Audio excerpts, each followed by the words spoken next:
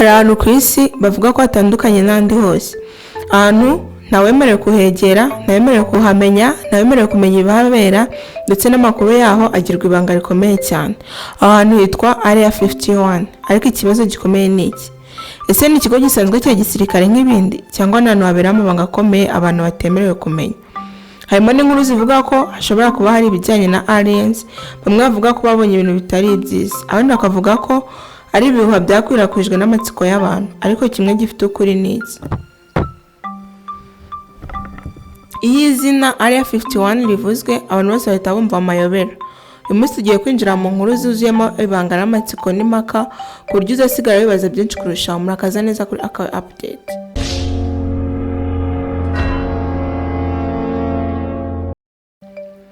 Aho tubagezeho inkuru z'amayobera zishimishije kandi zigutera amatsiko yo kumenya byinshi. Mukomeze mudukurikirane.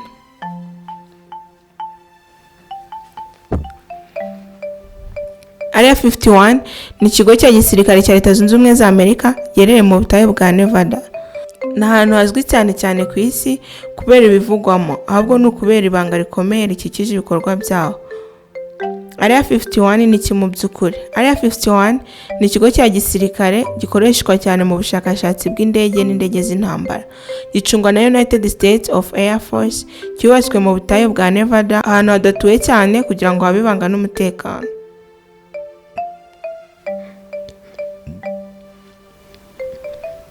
Area 51 izwi cyane kubera kubuzwa kwegerwa, nta muntu wemerewe kuhinjiramo atabiherewe uburenganzira. Gukoreshwa mu bushakashatsi bw'ibanga, ndetse n'aho igaragara ku ikarita hari igihe yagiye igaragazwa gake cyane. Ibyo bivuga ko mu bikorwa bya Area 51 mu by'ukuri leta ivuga ko hakorerwa gukora no kugerageza indege nshya za gisirikare, ubushakashatsi ku ikoranabuhanga ry'indege z'intambara. Ariko kubera ibanga ryinshi, abantu batangiye gutekereza ibindi. Inkuru z'amayobera. Area 51 yamenyekanye cyane kubera ibitekerezo by'abantu bavuga ko hari abavuga ko ari ibinyabuzima bitari abantu bizwi nka aliens bibitswe cyane mu bigaragajwe. UFO crash. Hari inkuru zivuga ko indege zituruka ahandi UFOs zashwanyikiye aho ibikoresho by'ibanga. Abantu bavuga ko hakorerwa ibikoresho birenze iby'isi imenyereye, ariko ibi byose nta gihamya yemewe ya siyansi bishyigikira. Kuri ku byerekeye Area 51, abashakashatsi n'abayobozi bavuga ko Area 51 ari ikigo gisanzwe cya gisirikare gikoreshwa mu bushakashatsi bw'indege zigezweho. Amayobera yose yaturutse ku ibanga rikomeye ryaho no kuba leta itagisobanura byinshi. Kuki Area 51 ikomeza kuvugwa cyane? Ni ukubera ibanga rikomeye, inkuru za aliens na UFO, filime, ibitabo n'imbuga nkoranyambaga. Ibi bituma haba hamwe mu hantu hazwi cyane ku isi mu bijyanye n'amayobera. Area 51 ni ikigo cya gisirikare gifite ibanga rikomeye gikoreshwa mu bushakashatsi bw'indege, ariko kubera ibanga ryacyo abantu bahise bashyiraho inkuru z'amayobera. Inkuru z'amayobera zavuzwe kuri Area 51. Izi si ukuri kwemejwe na siyanse, ahubwo ni ibitekerezo n'inkuru abantu bakomeje kuvuga imyaka myinshi. Iya mbere ni inkuru ya aliens zabitswe. Icyamamaye cyane ni igitekerezo kivuga ko ari ibinyabuzima bitari iby'isi bizwi nka aliens bishobora kuba byarabonetse cyangwa byarazanywe aho nyuma y'impanuka. Abantu bavuga ko leta ibisha ku bw'umutekano waho. Hakorerwa ubushakashatsi ku mubiri w'ibyo binyabuzima, ariko nta gihamya cya siyansi kigeze kigaragaza ibyo byose. Inkuru za UFO, indege zidasanzwe. Hari abavuga ko babonye indege zitandukanye n'iz'abantu ziguruka mu buryo budasanzwe, bemeza ko ziba zibitswe cyangwa zigapimirwa muri Area 51. Ariko leta ivuga ko indege zose zikorerwaho ari izo kwipimishwa mu gisirikare. Iya gatatu ni ibikoresho by'ibanga. Hari igitekerezo kivuga ko muri Area 51 hakorerwa ikoranabuhanga ryo hejuru cyane, indege zitaramenyekana ku isi. Ibi byateye abantu gutekereza ko hari ibikoresho birenze iby'isi imaze kumenya, ariko iki nicyo kintu leta yemera mu buryo rusange. Icya kane ni impamvu abantu babyemera byoroshye. Ibitekerezo byamamaye kubera ibanga rikomeye ry'aho hantu, ni amakuru menshi asobanurwa ku mugaragaro. Filime n'ibitabo byakomejwe kubikabiriza.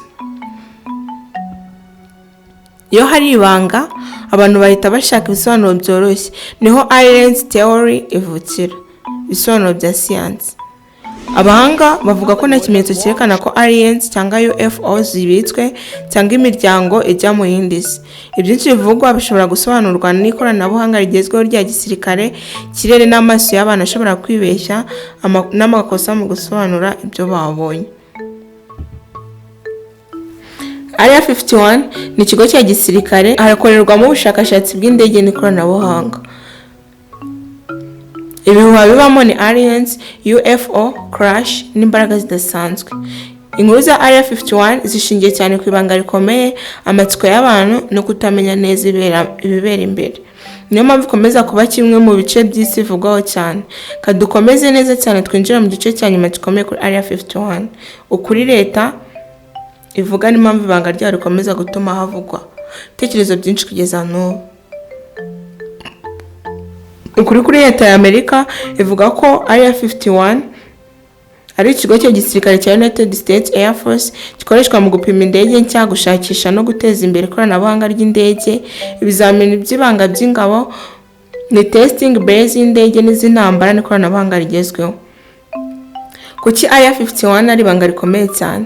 Hari impamvu nyinshi zituma leta igira ibanga rikomeye. Ya mbere n'umutekano w'igihugu. Ikoranabuhanga rigezweho riramutse risohotse ryakwifashishwa n'ibindi bihugu. Niyo mpamvu rikorwa mu ibanga. Indege zigezweho. Hari indege nshya zitigeze zerekanwa ku mugaragaro, zipimwa mu ibanga kugira ngo zitamenyekana imburagihe. Ubushakashatsi bw'ingabo. Gupima sisitemu nshya z'intambara, gukora ku ikoranabuhanga ritandukanye, n'impamvu abantu batemera ibisobanuro bya leta. Nubwo leta ibisobanura, abantu bamwe ntibabyemera kubera amakuru make cyane atangazwa. N'abantu basanzwe bemerewe kwinjira n'ahantu hagaragara nk'aho hatagaragara ku mugaragaro. Ibi bituma abantu bibaza bati, niba ari ibisanzwe kuki ari ibanga cyane? Impamvu inkuru za aliens zakwirakwiye. Inkuru za aliens muri Area 51 zaturutse kuri filime n'ibitabo. Hollywood yakoresheje Area 51 mu nkuru za UFO. Ibi byatumye abantu bayihuza n'amayobera. Abantu bavuga ibyo babonye. Hari abantu bavuga ko babonye ibintu bidasanzwe hafi yaho nubwo nta gihamya bafite. Inkuru za UFO muri Amerika, mu myaka ya kera habaye inkuru nyinshi za UFO. Area 51 itiba centre y'izo nkuru. Abashakashatsi bavuga iki? Abashakashatsi benshi bavuga ko nta gihamya cya aliens, cya UFO zabitswe, cya poltergeist cyangwa imbaraga zidasanzwe. Ibyinshi bivugwa bishobora gusobanurwa nk'ikoranabuhanga rya gisirikare, ibikoresho by'indege zigezweho no kwibeshya ko abantu babona ibintu batazi. Kuki Area 51 ikomeje kuba icyamamare ku isi? Ni ukubera ibintu bitatu bikomeye. Ibanga rikomeye, nta makuru menshi atangazwa, amayobera, aliens, UFO n'ibitekerezo bitandukanye. Pop culture, filime, TikTok, YouTube byagize legend. Ibi byose bituma biba kimwe mu bice by'ingenzi bivugwa ku isi cyane kurusha ibindi byose bya gisirikare.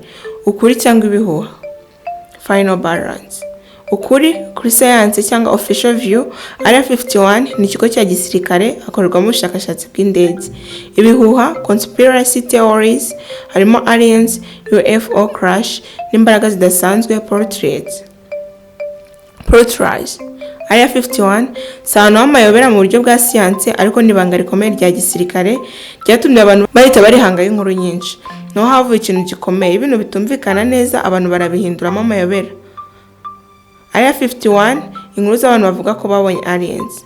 Izi nkuru si ukuri kwemejwe na siyanse, ahubwo n'ibivugwa n'abantu ku giti cyabo n'amatsiko yagiye akwirakwizwa. Inkuru ya mbere ni inkuru ya Bob Lazar. Imwe mu nkuru izwi cyane ni ya Bob Lazar.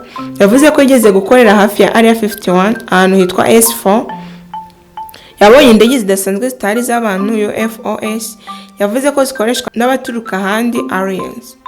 Icyo yavuze cyatumye abantu benshi batangira kwemera ko ari ibanga rikomeye, ariko leta ntigeze yemera ibyo yavuze, nta n'ibimenyetso bifatika yigeze atanga. Bya kabiri ni abakozi bavuga ibintu bidasanzwe.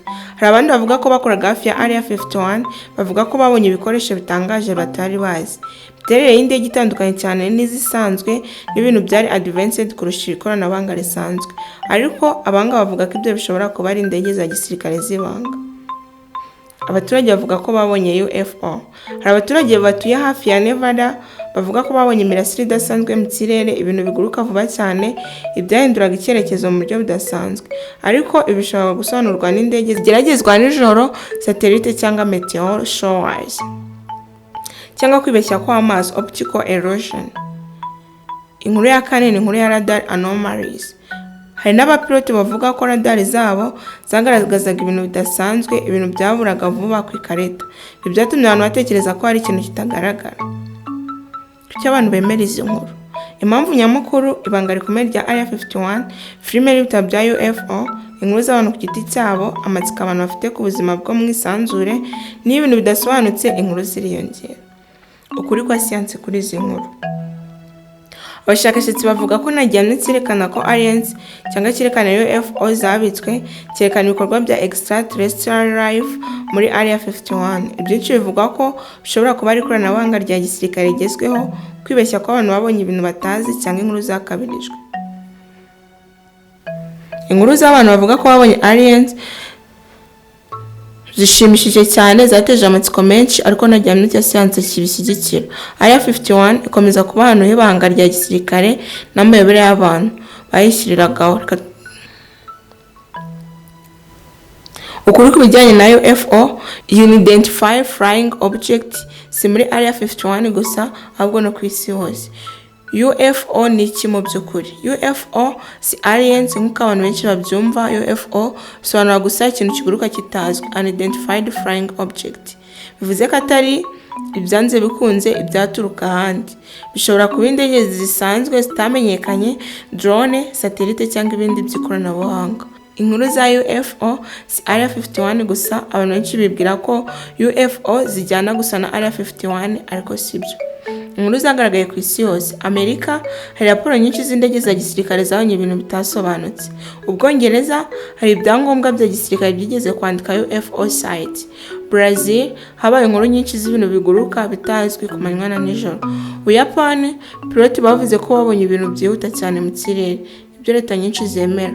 Leta zitandukanye harimo na Amerika zagiye zemera ko hari ibintu babonye mu kirere batabashaga gusobanura ako kanya. Ariko ntibivuze ko hari aliens. Ibi byitwa UAP, Unidentified Aerial Phenomena. Ibisobanuro bya siyansi. Abashakashatsi bavuga ko UFO nyinshi zishobora kuba indege cyangwa drone, ikoranabuhanga rigezweho bitamenyerewe na rubanda, n'ibintu byo mu isanzure, meteor comet cyangwa satellite, iby'ikirere, ibicu bidasanzwe, light reflection n'ibindi. Kwibeshya kw'abantu. Amaso ashobora gusobanura nabi ibyo abonye nijoro.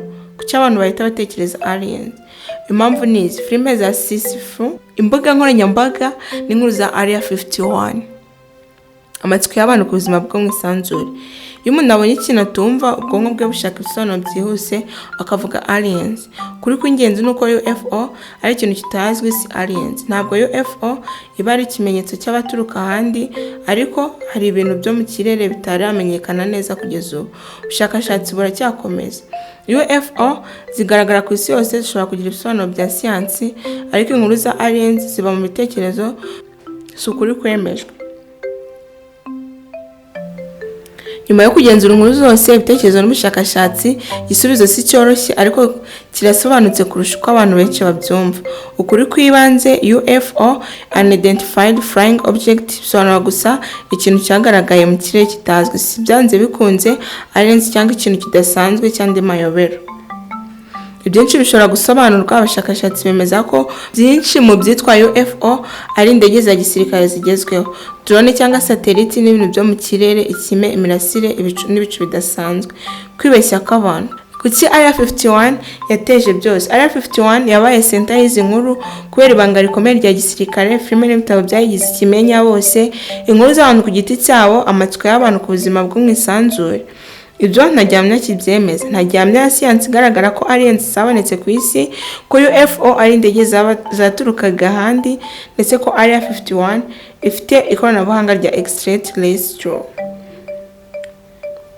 Isi yuzuye ibintu tutasobanukirwa byose, ariko ntidusobanukiwe aliens. Hari itandukaniro rikomeye hagati ya ntabwo tuzi na nibaturuka ahandi. UFO ni ibintu bitarasobanuka mu kirere. Area 51 ni ikigo cya gisirikare gifite ibanga. Amayobera menshi aturuka ku kutagira amakuru, amatsiko y'abantu n'inkuru zakabirijwe. Si byose twumva ko ari amayobera bivuze ko ari ibidasanzwe, ariko sinabura ikintu gifite ibisobanuro byoroshye. Kuri nyako ni uko isi iracyuzuye ibitaramenyekana, ariko si ngombwa ko tuhita tubyita aliens.